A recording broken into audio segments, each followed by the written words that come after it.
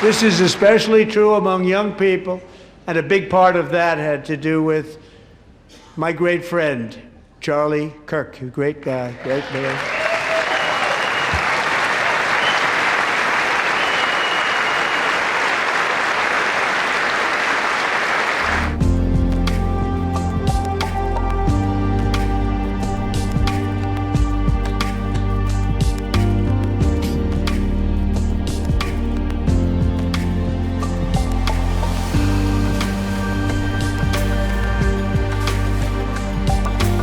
So last year, Charlie was violently murdered by an assassin and martyred, really martyred for his beliefs. His wonderful wife, Erika, is with us tonight. Erika, please stand.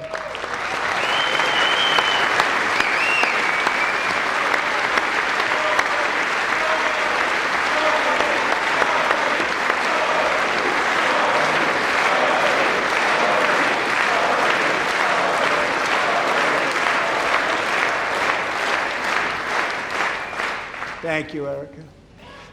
Been through a lot.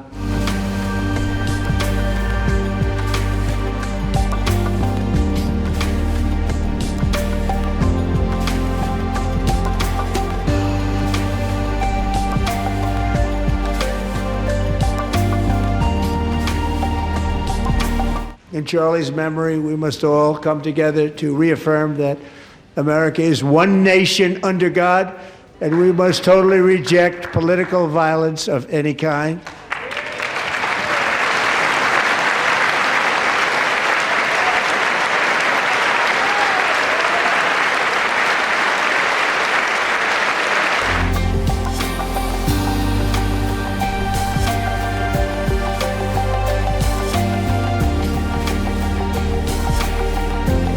We are honored to be joined tonight by a woman who's been through hell, Anna Zarutska.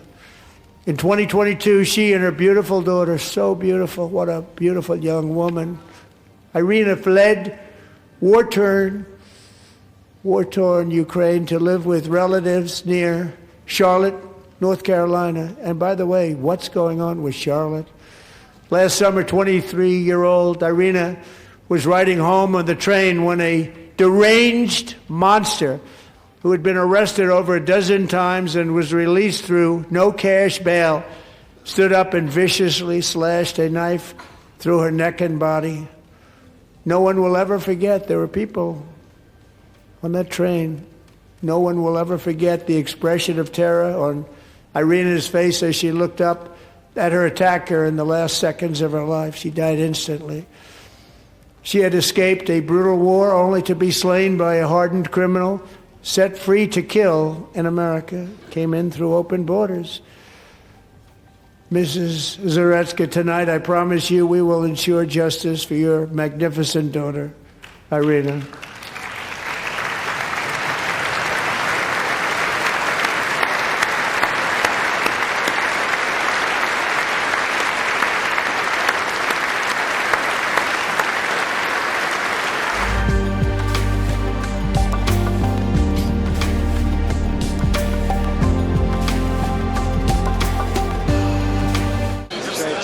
Great job. He's getting it all the plaudits at the moment.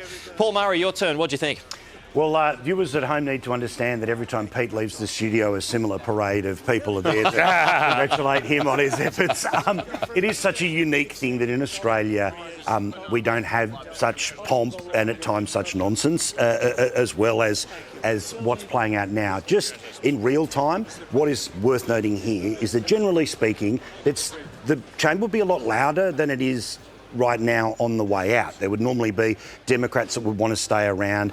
Everyone who was in that channel as he's coming in and out, they want to try to get a photo. Why? Because they want to use that in their campaign material. And because there is an election happening in November, every Democrat ran out of the room as soon as they possibly could. It's why they were targeted by Trump, and I thought brilliantly targeted by Trump in those, it is our job to keep Americans safe, not to take care of illegal immigrants. One party stands up, one party doesn't move. That in many ways visually, and of course it's about the clips, it's about what echoes for the next few days, that resets immigration.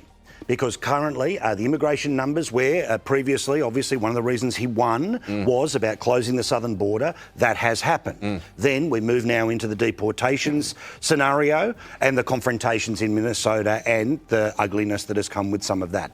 For him to try to reset immigration on that front, I thought he was very successful in doing so, because anyone half watching saw there was one team who agreed with the principle, there was one team who didn't. Secondly, when it came to the economy, there was a couple of money-based announcements that were interesting, like $1,000 toward people's retirement accounts. Again, it won't stand out as a clip, but it's something for those politicians who currently are on the back foot. Trump's approval ratings are down, similar to where he was at some of the tougher parts of the first term. The generic ballot of Team Red versus Team Blue is trending Blue's way. So you have to be able to get all of those people to go back and have their fights. They've got one on immigration with the clarity of, well, you stood, you didn't stand. They've got one on money when it comes to that $1,000 and 401k. And also, just finally, clearly to me what Trump is doing, which is what any president would do in the 250th year of America, is to celebrate the awesomeness of America. And we saw this from a kid in the Texas floods to men from World War II. And then for him as the president to become the ultimate symbol of the awesomeness of America. That, in part, he has given many opportunities between now and November to be the chief cheerleader for America, and clearly he's very enthusiastic. Well, I mean, he just knows a TV movement, doesn't he? And that's why he brought in the winning hockey team. And what a the genius first time move. since 1980. Correct. Genius move to do so by doing it through the press gallery, because obviously the journalists are there working. They're not going to be standing and clapping. So he gets a very sort of deep dive, a deep cut in for the super fans about the media. But just, I mean, literally, obviously they only won on the weekend. The room was already full. Mike Johnson had to work out a way to do it. So bugger it, bring him down the aisle. So I thought that was...